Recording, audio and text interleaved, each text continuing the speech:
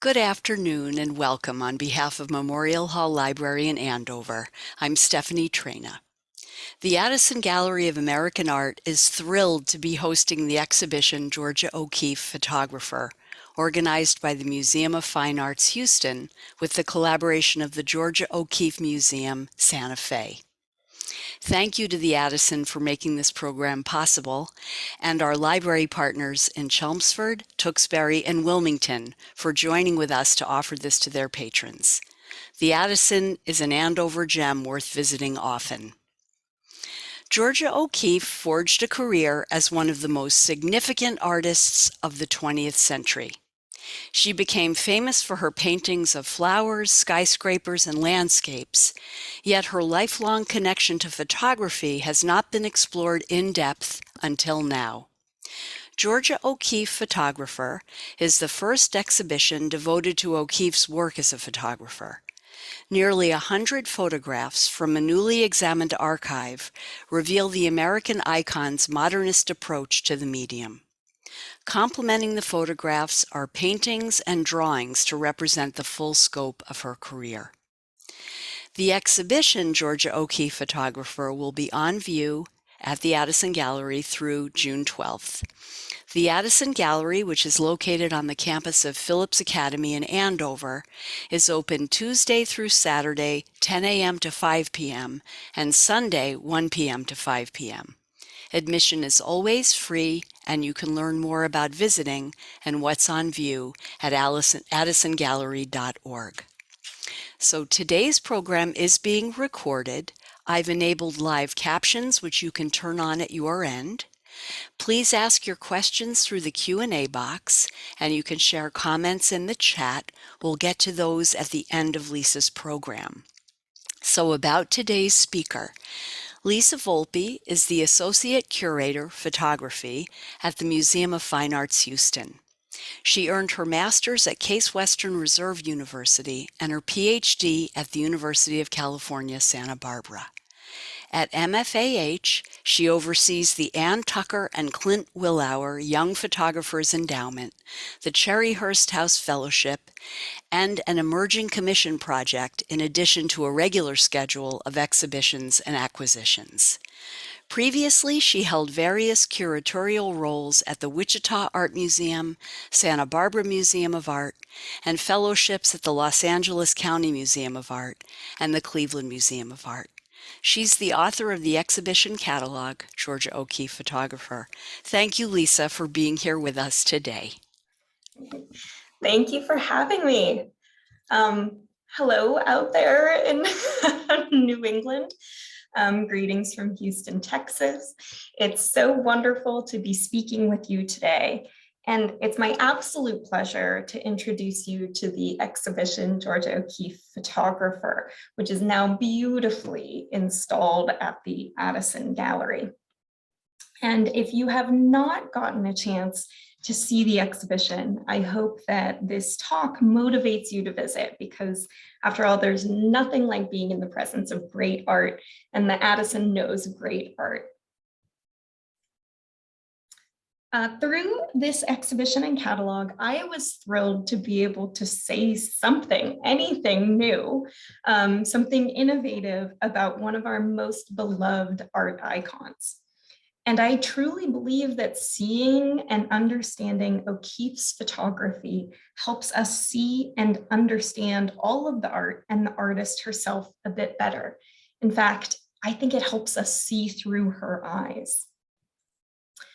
The exhibition features more than 90 photographs, almost 100, by Georgia O'Keeffe, most of which were generously loaned by the O'Keeffe Museum, alongside more than a dozen comparative paintings and drawings, all separated into 4 sections that, as you go through, help you get that new perspective on one of our most famous modernist artists. Yet, even without the more than 400 extant images taken by O'Keeffe that I've been able to identify out in the world, photography would still be a major part of her story. And it's not a story that began with Steglitz, so put that out of your mind right away. OKeefe was familiar with photography her whole life. Family portraits, studio portraits, snapshots taken by friends mark OKeefe's earliest decades. Here at the left, she's at Lake George as an art student out on the lake long before she ever visited that landscape with Steglitz.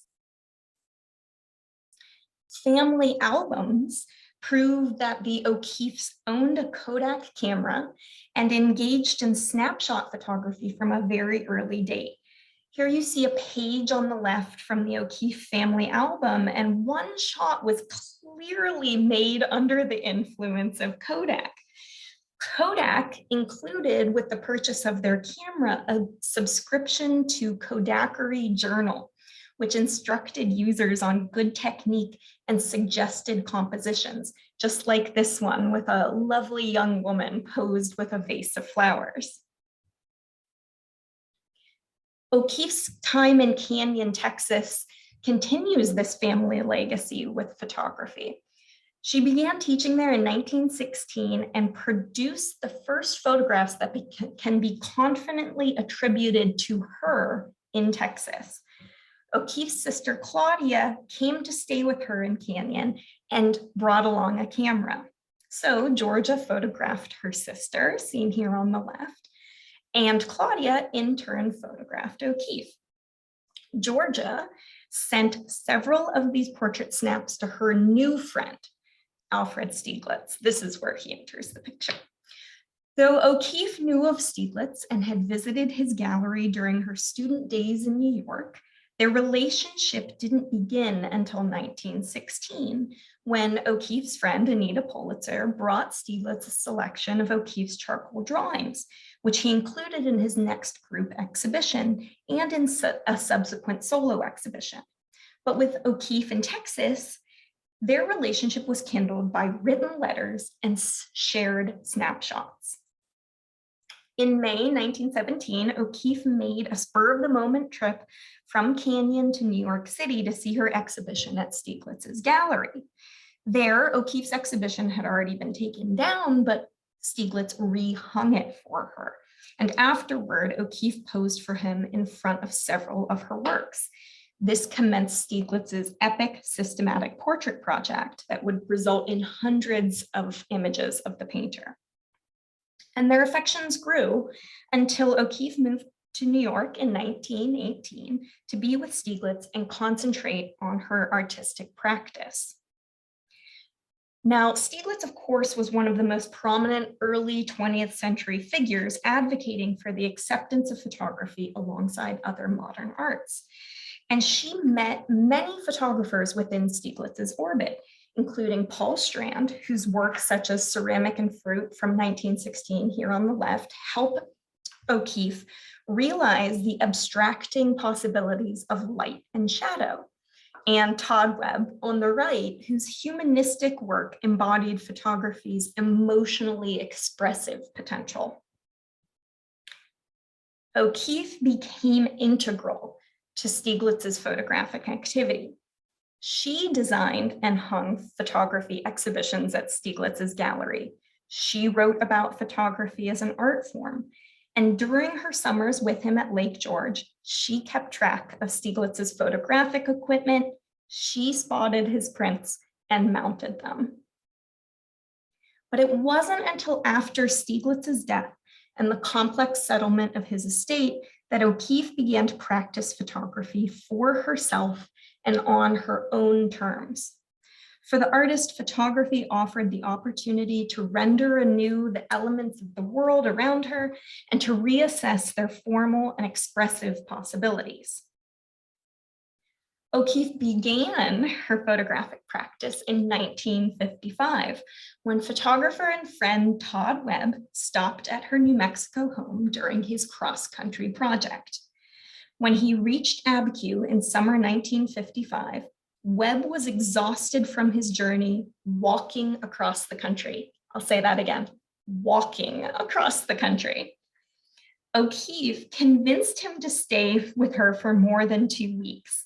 And during that time, O'Keefe used Webb's camera to take several photographs of him, posed with a bicycle and the Vespa scooter that he purchased at O'Keefe's insistence in order to finish his cross-country trek. For the next several years, Webb traveled to the artist's New Mexico home almost every summer, staying for weeks at a time until he moved there in the early 60s. The pair would take long walks and share Webb's camera. During his 1956 trip, Webb wrote in his journal, quote, "We talk about painting and photography. I am giving her a few lessons with the Leica and she'll probably get one. Funny, but she knows nothing of the operation of a camera. She sees well, of course, and seems to have a sense of the photographic eye. She'll do well," which I think is the understatement of the century, Todd.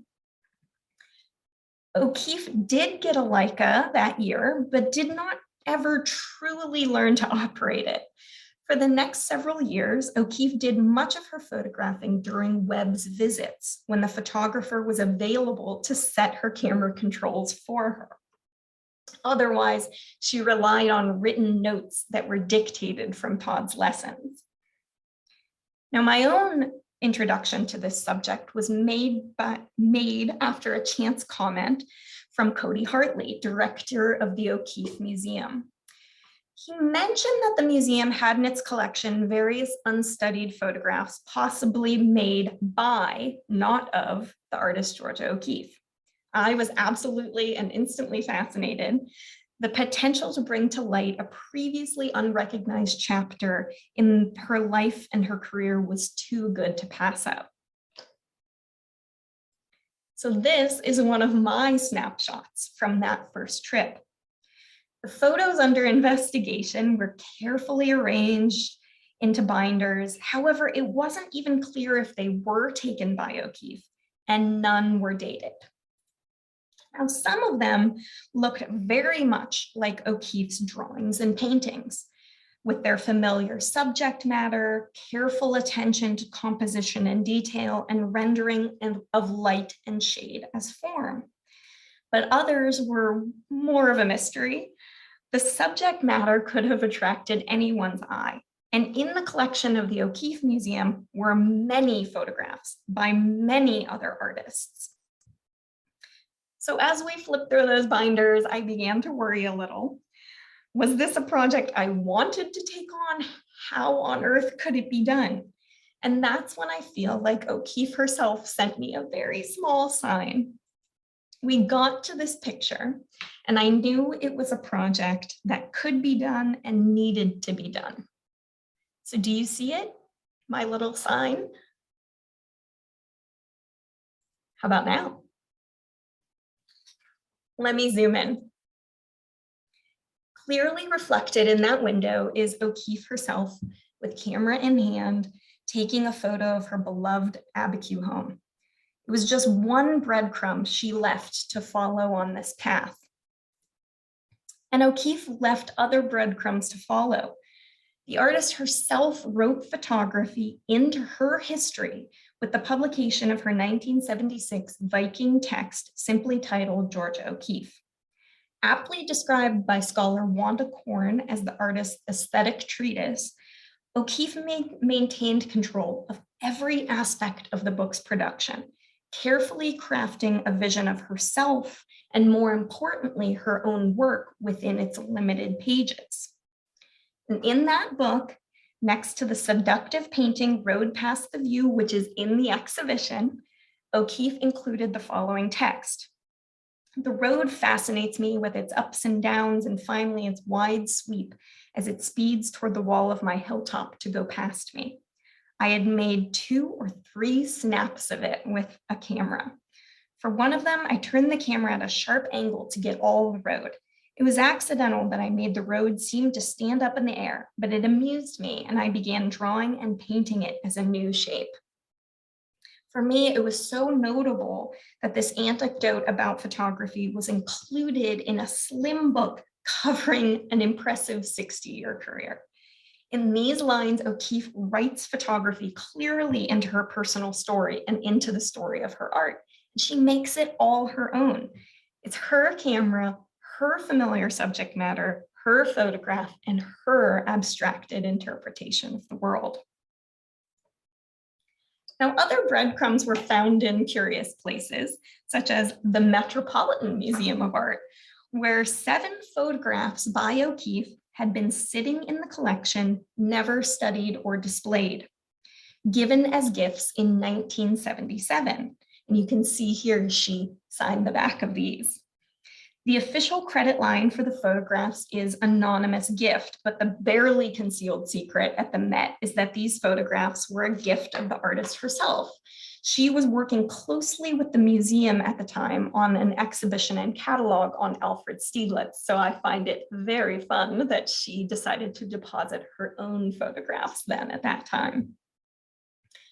So for the next several years, I traveled cross country with many stops in Santa Fe, trying to see every photograph that may have been taken by O'Keeffe, seeking out photos buried in archives, in dusty manila folders. O'Keeffe often mailed photographs to friends with quick handwritten messages on the back. So examining every possible contact she had from 1955 to about 75 was essential. Now, I had a firm starting point for identifying an original O'Keeffe. Some photographs were clearly and definitively hers, like those signed examples at the Met, or O'Keeffe's snaps from Hawaii, which are her first significant body of photographs.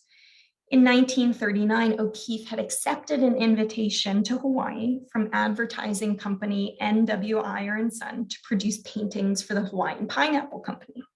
She traveled for 9 weeks across Honolulu and all the neighboring islands, and her Hawaii snaps, which is how she labeled them on the envelope that was still in the O'Keeffe Museum, they capture subject matter that is quintessentially O'Keeffe. Dramatic landforms, perfect flower blooms, but taken as a whole, they demonstrate a fundamental interest in utilizing the medium to trial designs. They reveal her primary interest in photography, reframing. So moving from left to right or angling the camera from up and down, as in the case of this sugarcane field here on the right, O'Keeffe would reframe the same subject to produce slightly varied compositions in her search for the best formal relationship. So here's another example. This sequence depicts a lava arch, and that rock in the foreground is given more prominence over subsequent frames. The serial nature of this gives us a rare glimpse into the artist's mind at work as she tested the ratio of forms in the composition. Now, from this first group of images, O'Keeffe's individual approach is evident. Reframing, it's the most common formal device in O'Keeffe's photographs, and it distinguishes her work from other photographers. While photographers that she knew, like Steglitz or Strand, might crop or enlarge a single negative in the darkroom in order to create variations, O'Keeffe created serial captures, individual negatives with just a small variation between them. So these early Hawaii photographs make clear that this reframing was a method O'Keeffe intuitively brought to the medium, not one that she was taught strictly in conjunction with photography later, but one that she already brought to the medium from her own experience. And that's evident in a lot of her paintings and drawings. The series of paintings Shell and Old Shingle from the 1920s demonstrate reframing in her paintings. O'Keeffe's emphasis in the series was the relationship of forms. She said, quote, "They fascinated me so that I forgot what they were, except they were shapes together, singing shapes." This emphasis on the relationship between forms within the frame can be traced to O'Keeffe's most influential teacher, Arthur Wesley Dow. And though O'Keeffe summarized Dow's theories in a single phrase, fill space in a beautiful way, this brevity belies the importance of this revelation in her life and work. She loved Tao. She loved his lessons. She said they freed her. And while she did not learn to photograph from Tao, his instructions seeded an understanding of photography's characteristics and its possibilities.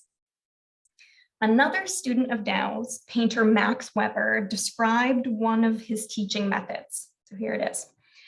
Tao would come into class and make an unbounded drawing of trees and hills, or perhaps a winding road against the sky. Then he would ask the class to copy the drawing freely and enclose it in a rectangle to make a horizontal picture or a vertical, to balance the drawing by making less foreground or more sky, to change the masses and whatnot. This is an exercise that is nearly photographic. It's a technique of framing and reframing to find the best composition. And in 1916 and 17 in Canyon, Texas, OKeefe applied these lessons to her drawings of Palo Duro Canyon, which you see here. In several examples, she drew the arresting landforms of the Texas Panhandle, both in vertical and horizontal format, each time filling her small sheet of paper with a harmonious balance of forms. That's why I think it's so incredible that the Addison also has an Arthur Wesley Dow exhibition on display right now, because if you want to see the foundation of OKeefe's photographic work, or in fact, all of her work, skip Steglitz entirely and go straight to Dow. Now, OKeefe built upon Dow's lessons in her photographs, and the vast majority of them incorporate reframing of some type, which is why it is the biggest foundational section of the exhibition. But where OKeefe parts ways with Dow, explored in the next section, is in her treatment of light and shadow. For Dow, these were fleeting effects of the sun and not fully relevant to the composition. But for OKeefe, shadows and bursts of light were not fleeting effects. They were forms as weighty and essential as mesas and mountains.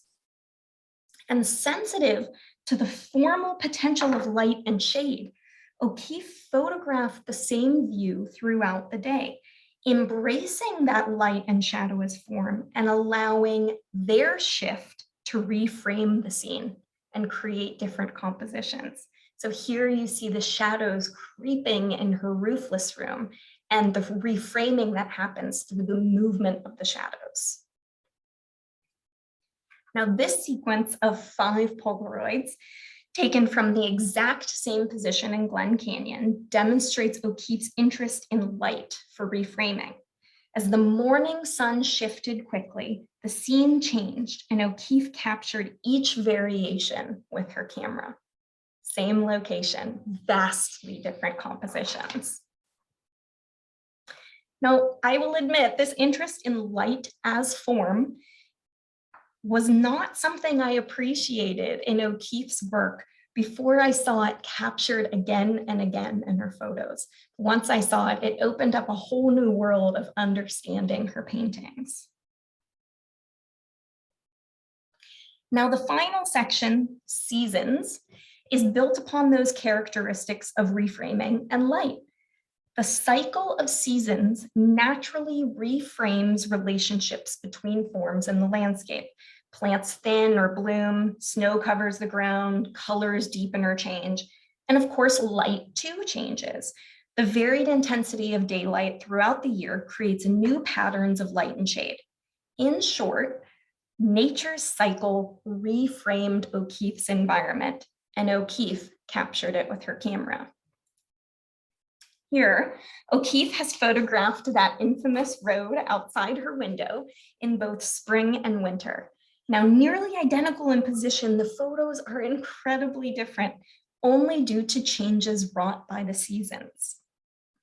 Now, that's the exhibition in a nutshell. But what I've found as I worked on this project is that people usually have more questions, and the most frequently asked one is how? How did I determine definitively that the photographs going on the wall were in fact by O'Keeffe? And how did I date them? Well, it's a very long story, but I'll give you some of the highlights, a peek behind the curatorial curtain, if you will. Because those Hawaii snaps were firmly attributed to O'Keeffe, I had a foundation to work from, a way to understand her approach, that is reframing. But there were many photos in the O'Keeffe Museum collection and in other archives that demonstrated something like reframing, kind of a clumsier, more drastic form, such as these images. So how was I able to say definitively that the photo on the left is by O'Keeffe and the photo on the right was not? And how could I date it? Well, in short, I aimed to put the camera in O'Keeffe's hand at the exact time and place of image capture. I relied on a two-point system. Two documented or provable facts had to confirm that it was her photograph, but those facts varied wildly depending on what photograph it was. But I started by building an epic timeline. I read and referenced as many letters as I could at the library in Santa Fe, those at the Beinecke, and at other archives of O'Keeffe's photographer friends, such as Laura Gilpin in Fort Worth, Marjorie Content in New York City, Francis O'Brien in Arizona, Todd Webb in Portland. I began to fill out a timeline of O'Keeffe's movements. We know she was a prolific writer, and she would always note her location and her activities in her correspondence. So here you see just a sliver of that timeline, January to August of 1956. And I would include every relevant clue about her travels, interests, and visitors that I could gather, because she obviously couldn't take a picture in March 1956 if she was in Peru. Pretty simple. Now, details gleaned from the photographs led to additions to the timeline and opened up new possibilities for attribution. For example, do you see how different the adobe looks in these two photos of her studio door? Really smooth on the left and really broken on the right. Well, I learned that was due to remudding of the adobe walls in O'Keeffe's home. I researched what months and years she had the mud adobe redone, and I compared adobe cracks in possible O'Keeffe images to dated images by the many photographers who came to visit, allowing me to narrow in on dates. Until in 1959, O'Keeffe switched from mud to cementous adobe. Now, can one tell the difference between mud and cement adobe visually? I had no idea. So I asked for help from New Mexico preservation officers who taught me how to visually identify adobe types by look. This allowed me to determine if a photo was taken before or after the switch in 1959. And if you're curious, mud's on the left and cement is on the right. O'Keeffe made changes to her living room, expanding the windows, lengthening the banquette, adding little built-in stools, and all of those details went on the timeline and helped to date various photographs. With her trips to New York on the timeline, I cross-referenced them with the construction of the buildings in these photos, such as the Seagram's building on the left, only completed in 1958, and various apartments on the right. Was O'Keeffe in New York after these times? Was she staying nearby? Could she have possibly passed these places on her travels?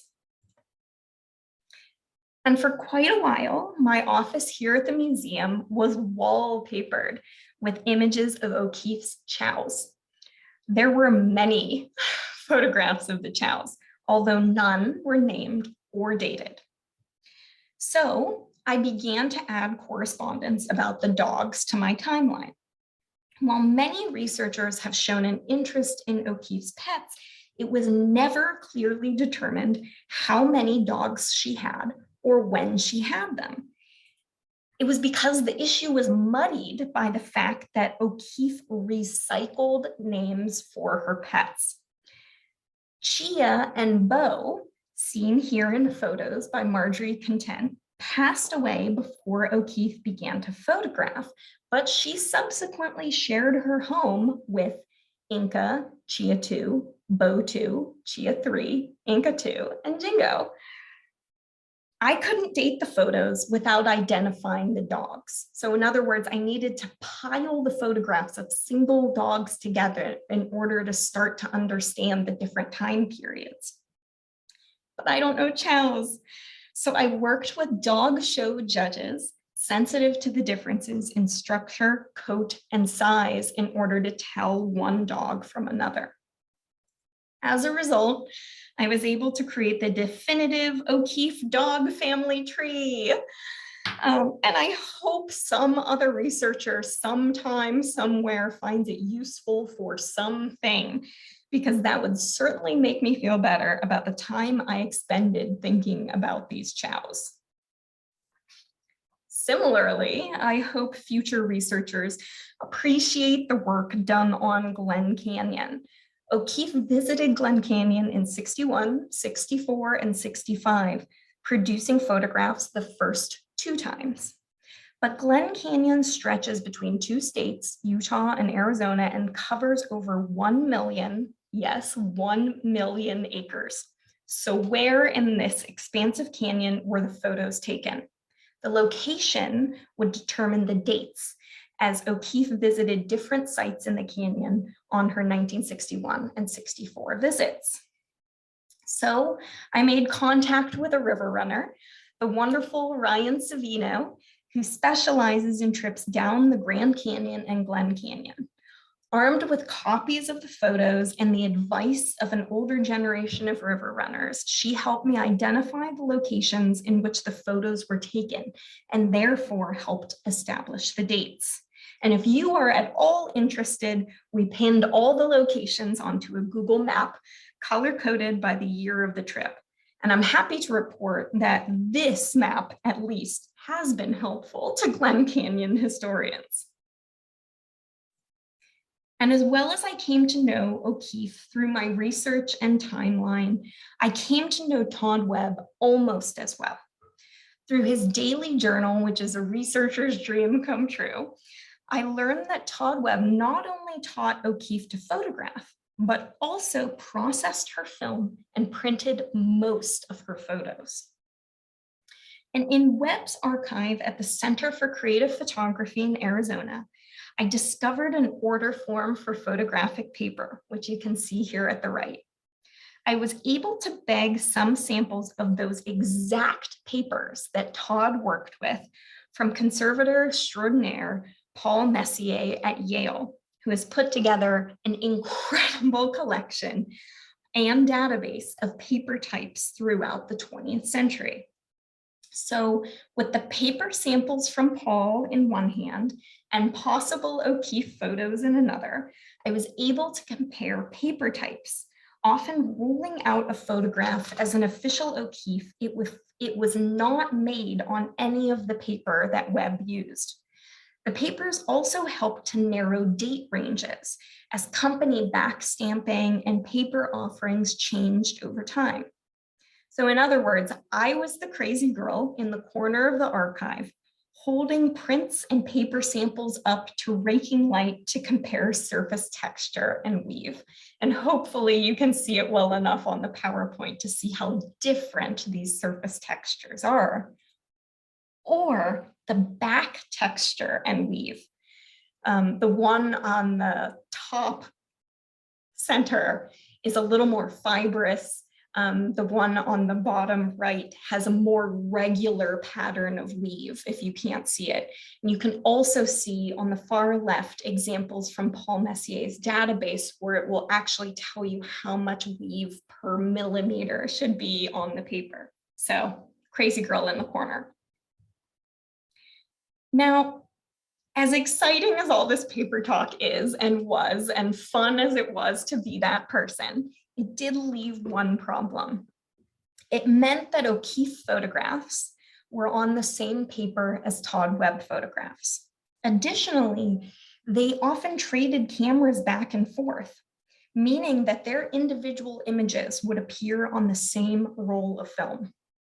Now, this is a contact sheet from the Todd Webb archive, medium format film, and the first exposure is on the bottom, so it goes 1, 2, 3.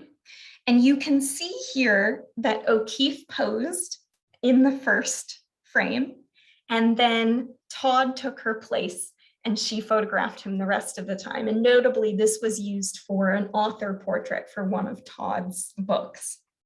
But clearly, they took turns behind the camera. And because these friends were often at the same place at the same time, and their prints were on the same paper, it became absolutely critical to be able to tell their work apart. Well, this is where OKeefe's consistent vision in painting, drawing, or photography really saved the day. OKeefe's reframing, her obsession with subject matter, her repetition of it is absolutely unique. Her reframing, which is different than cropping or enlarging, but creating a whole new capture, is unique. And her artistic vision in all media was wholly her own and could be relied on to differentiate her images from Webb's.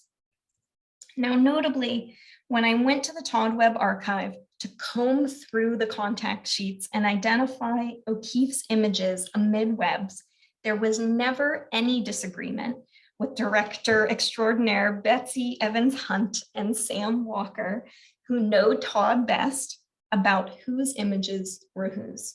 We agreed every single time.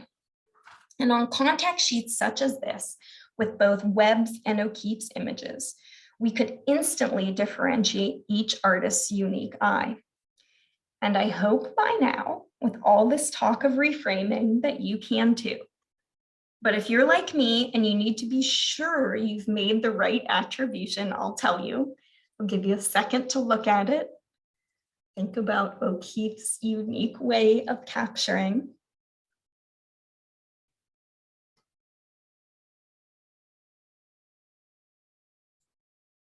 Here we go. So 3 lines of the contact sheet are Todd's, 4 lines are Georgia's. Did you get it right? Now, it's been a long and fascinating journey discovering the photographic work of Georgia OKeefe. But all the hunting and close looking and discovering taught me so much about how this incredible artist saw the world and approached her art. And I'll just say, I hope you consider getting a catalog, which includes beautiful plates of all the exhibition prints. And as a bonus, in the back, all 409 photographic images that I've been able to attribute to OKeefe, along with all of those notes on the how. How do I know it's hers? And with that, I hope you too will learn to see the world through the eyes of Georgia OKeefe, and start it by heading to the Addison Gallery to see the show. Thank you so much, and I'm excited for questions. Okay. Yes, hi, Lisa. I'm just trying to make myself appear again.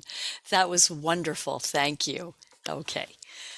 Wonderful. Thank you so much. So we do have some questions that have come in. Sure. Peggy Gale says, many of the Hawaii photos are square format, suggesting a twin lens reflex, for example, a Rolleiflex, rather than a Leica. Can you clarify? Oh, we have some photo scholars out in the audience. That is very exciting. That is correct. So OKeefe did not have her Leica yet. This is 1939 when she goes to Hawaii. It's so much earlier than when she begins to photograph in earnest, which is in 55. But as I said, at that early date, it tells us how she intuitively approaches photography. Now your question's great because those they're tiny. They're about 2 by 2 square photographs from Hawaii were made on a different camera that OKeefe actually borrowed from a gentleman named Harold Stein on Maui, who had been hired to just drive her around the island. Now, Harold happened to be an amateur photographer. This was not all worked out in advance. He just happened to be an amateur photographer who always had his camera with him. And so OKeefe borrowed it and started making photographs around the island. She writes home to Steglitz that so many vistas are beautiful here. They're just like a picture. And so she starts to actually make pictures out of them. And that small size is because Harold then contact printed them for her. So they're just teeny tiny contact prints so that she could get them all home in one little envelope labeled Hawaii Snaps on it. So great eye. Okay, thank you.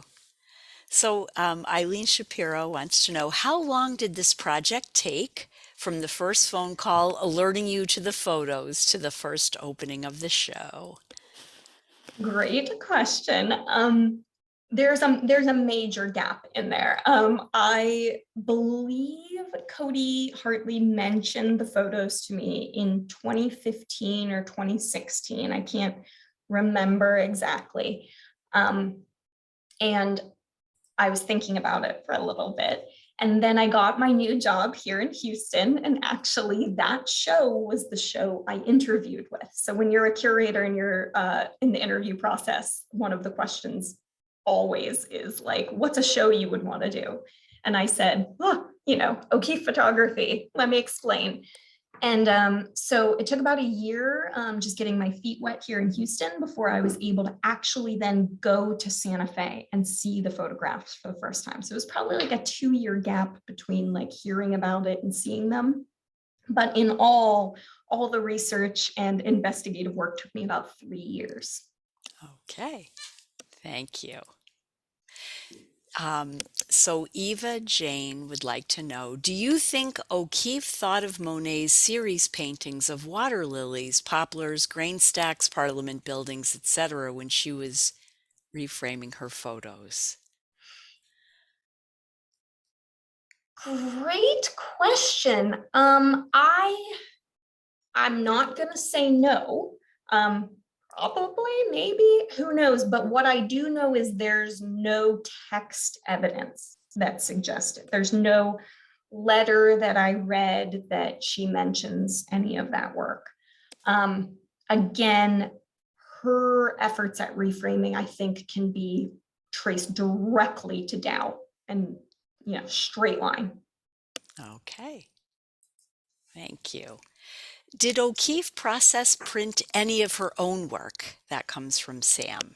No. Okay, that's what I thought you had said. No, her interest in photography was purely in the image and not the photographic print. So we have examples of her dropping off film at drugstores, those lovely little deckled edges that you would get on photos at mid-century. Todd printed the vast majority of them for her, or she got a Polaroid because that, took the effort right out of it. She could get that image right off the bat and not have to worry about the print. She didn't care at all to learn those things or to make a perfect print. It was just not her interest. Okay. So John and Margaret Holmes, do you have examples of her using the photo as a reference for paintings? This is a wonderful question because, well, first of all, I would just like to say that I feel like my research and what I've done is just the first step in investigating OKeefe behind the camera. And I hope that other researchers kind of jump in and do that, because the question you've asked is exactly one that is raised by all of this work. It's clear that in some instances, she produced the photos 5 or 10 years after she finished painting something. So all those photos of the Salida door are 5 to 10 years after she's done painting that subject. However, the road photographs, OKeefe tells us herself that she takes those 2 or 3 snaps of the road outside her window and then begins painting it in a new way. So I think it's all part of this big cycle, and how the photographs then influence her painting is a question that remains to be answered. And I'm excited for somebody else to take over and answer it for me. Okay, because that's someone actually following on that. Someone said if she took color Polaroids, how did that inflect her photography through her painting? So And surprise, vice versa. surprise, this woman that we know so well for her color work worked almost exclusively in black and white photography. Okay. Now, that's not unique for OKeefe in some ways. When she's doing those beautiful swirl drawings, those charcoal drawings that first bring her to the attention of Steglitz, she says at that moment that she's not ready to add color in yet. So it's only, and this is again something we can trace back to Tao, that when you're working through something as an artist, color is further down the line. So it's something that she didn't really get to very often in her photographs. And even with her Polaroid, yes, color film was available. She preferred black and white. Okay. And actually, so Teresa asks, such a fascinating story. Do you plan to write a book about this? Well, you wrote the catalog. She's going to show it to us. Yes, yes. So yes, that is available. Okay, well, we do have some more here. So, hi, Lisa. Thanks for all your great work. Do you have any thoughts about how the often strong colors she used in her paintings shifted the compositional relationship she had explored in black and white? Kind of follows. Yeah, again, Erica. someone else please jump in for me. I am a photo historian. I am a photo curator. So the photos are my thing. I would love now for a painting curator or a painting historian to kind of jump in and do that. Because I don't know, these are great questions though, but how exciting that now we have new questions to ask about OKeefe. Yes. Okay. Very good.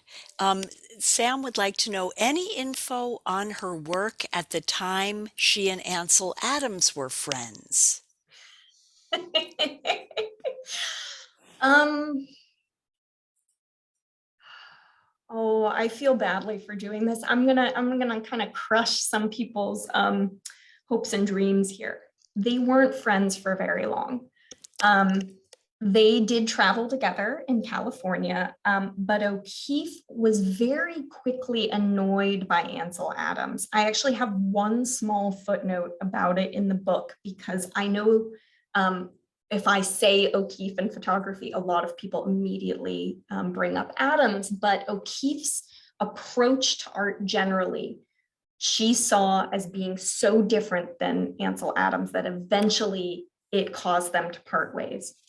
And actually, when the Museum of Modern Art was forming a photography department in the 40s, Ansel Adams was a part of kind of the advisory aspect for that. And it was OKeefe, not Steglitz, that was invited to be on that photography committee. And she said no because she didn't want to deal with Ansel. So Good to know.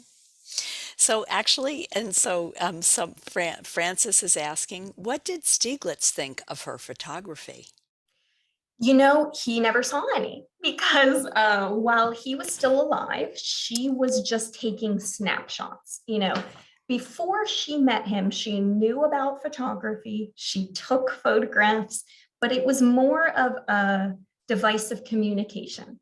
She and her family would take photographs. She would send them to friends. There are a lot of letters between her and her friends asking for photos traded back and forth so I could see what you're looking like lately. So she knew photography as a method of communication. And then when she met Steglitz, he, had this vision of photography as an art. And so he does introduce her to that, photography as an art. But it's not until after his death, so he dies in 46, it's not until after his death in 1955 that she really begins her photographic practice. So he would have seen her family snapshots, but none of these. Okay. Someone else asks, Teresa, did she know the photographer Dorothea Lange? Do you know? I didn't look. Yeah. So I'm gonna say yes, because Todd knew her and she and Todd were so close. So I'm assuming there was some connection. I've never seen a letter back and forth from them though, but I wouldn't bet against it. So Okay, thank you. And then Karen asks, is the photo with New Year's greeting sent to William H. Lane a one-off, or are there other such examples of her using photographs in this way? And you, Karen Haas, is that a question from you? it is. Yes.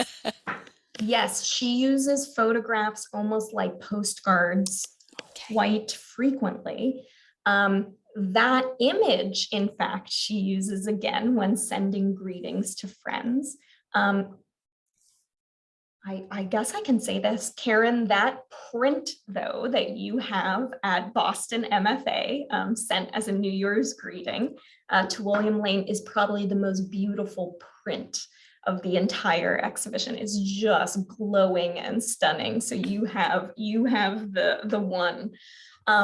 But in terms of usage, yes. And I think it goes back to what I was just saying about how her early experiences with photography with her friends was about it as a communication device.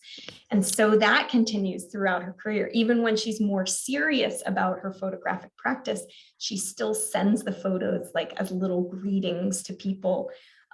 She sends them to invite them to come visit her. This is my house. It's modest, but I like it here, those kind of things. And all of those messages written on the back are in the last part of the catalog in the census. They're all transcribed. Great. So can you comment, Tracy asks, on the complex settlement of Steglitz's estate and the implications for Georgia O'Keeffe? I don't know if you... He was annoyed. Steglitz dies in 46. It takes her till 49 to settle the estate. And the one kind of refrain that happens in her letters to friends during this time is, I will never leave this kind of mess for somebody else. It's that experience that makes her very selective about what she leaves behind as her legacy. So she starts destroying paintings. There are oral histories from the people that worked with her saying they'd come in the morning and be directed to like burn a barrel of paintings out in the yard. She was really conscious then, because of that complication with his, how she would leave hers. And that is something I thought a lot about, because one of the questions on my mind very early on was, would O'Keeffe even want us to have an exhibition of her photographs? Right. And eventually I decided, yes, she left us hints. She gave 7 to the Met. She wrote that passage in her book. And she was so adamant about getting things destroyed that she didn't want associated with her, that the very fact she left these behind says something. Okay. And Trish would like to know, why do you think this aspect of O'Keeffe's career was lost or overlooked for so long? Your research and presentation were so impressive. Thank you. So that's a little... And I echo that. Thank you. It's a question. It's a question that I asked the O'Keeffe Museum, and their current curator, Ariel Plotek, contributed a small essay to the catalog, and he writes about it a little bit. It's mostly how they were kind of juggled around. They belonged to the O'Keeffe Foundation before they were finally transferred to the museum. And then they were completely unattributed. No one knew whose they were, so you can't really say they're O'Keeffe's if you don't know. So it was my job at this point to come in and say whether they were even OKeeffe's or not. Okay. And Frances asks, did she ever exhibit any of her photographs, and did she engage in any other artistic mediums besides painting and photography, like sculpture or ceramics? She did sculpture and ceramics. Later in life, when her eyesight started to really cause her problems, she had macular degeneration. She could see very well in her peripheral, but not so well in front of her. And so the tactile nature of ceramics was really attractive to her later in life. She did photographs. She never, as far as I can tell, exhibited them in the sense that you and I would think of it. However, she did send them to people that ended up putting them up in their homes and things like that. So there were more private exhibitions of her photographs. And I will say another mystery to be solved is when I was obsessing about the back weave of a lot of the photographs, I noticed that there was evidence that they had been taped to something previously. You know, when you tape a photograph and then you peel off the tape, how it kind of leaves that like strip that's more fuzzy and raised. The rest, I can't describe it any better than that. Our conservator calls it minor skinning.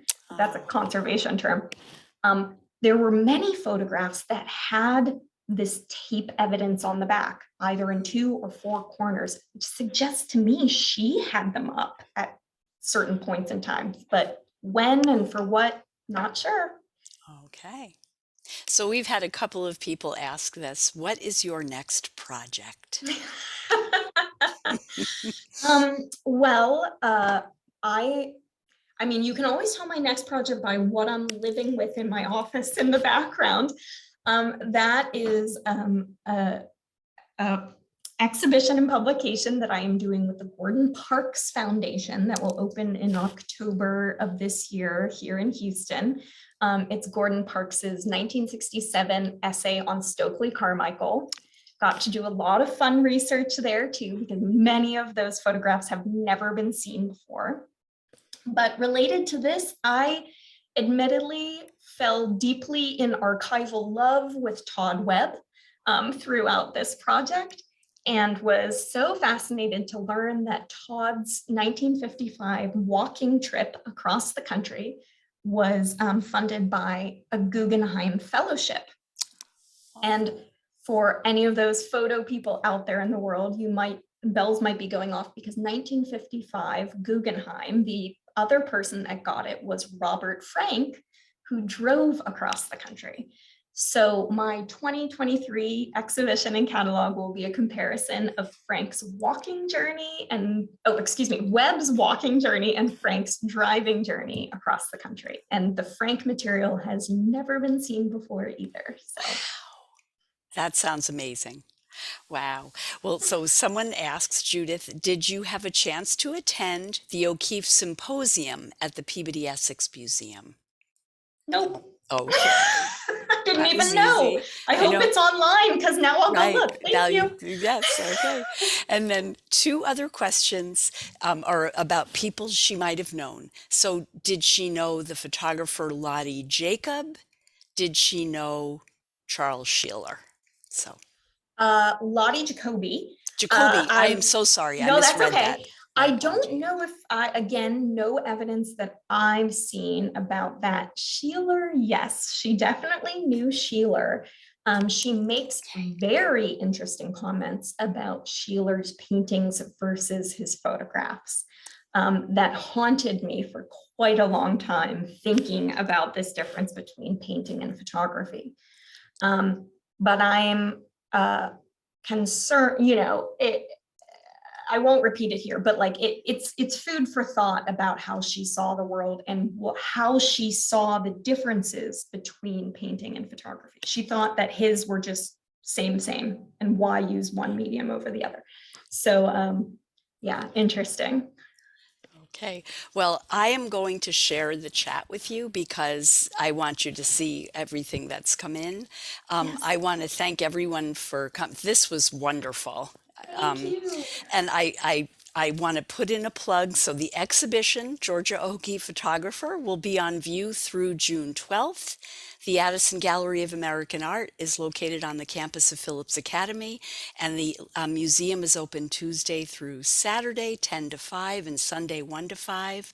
Admission always free, and if you go to addisongallery.org, you can find out all about what's going on. And I can't thank you enough. This was wonderful. And thank you everyone for coming. I'm just going to put a quick thing in the chat in case, and there'll be a recording that will go out in a few days. And Lisa, this was just great. Thank you. And thank you to the Addison. These are wonderful, and what a treat. And I can't wait. And we can't wait for your next work. So, okay. Thank you so much. We'll see. Yeah. Okay. So, bye everyone. Thank you.